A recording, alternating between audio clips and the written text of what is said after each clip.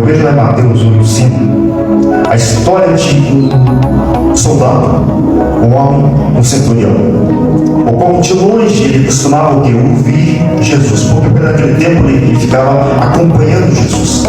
Aonde Jesus ia, ele estava de longe observando, porque era uma multidão que seguia Jesus, acompanhava Jesus.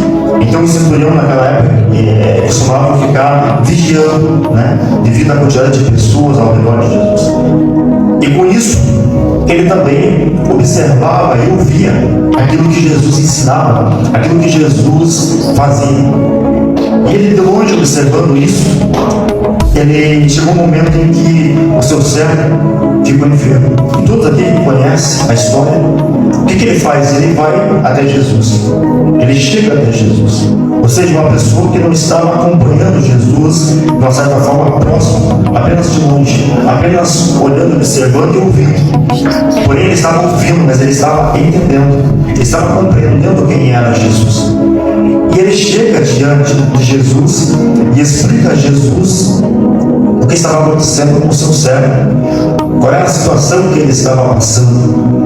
Ele traz ali com riqueza de detalhes e Jesus imediatamente se propõe a ir até a casa dele.